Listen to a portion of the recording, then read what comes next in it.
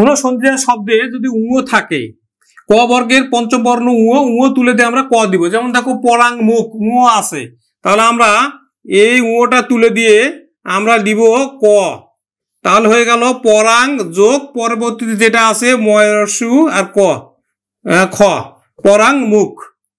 কোন সন্ধিজা শব্দে যদি উ থাকে উ তুলে দিয়ে ক দিব। যেমন দেখো বাংময়, তাহলে উর পরিবর্তে আমরা দিব ক, বাক যোগ ময়, বাংময়।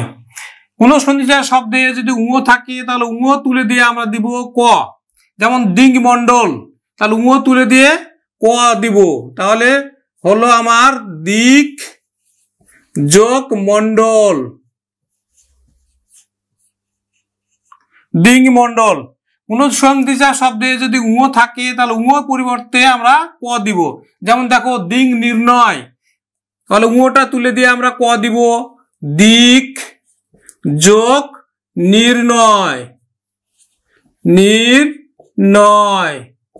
তারপর দেখো কোন সন্ধিজা শব্দে যদি উ থাকে উ তুলে দিয়ে আমরা ক দিব। যেমন দেখো দিং নাক, তাহলে উ পরিবর্তে ক দিব, আমরা লিখব দিক যোগ নাগ, দিং নাক। নমস্কার।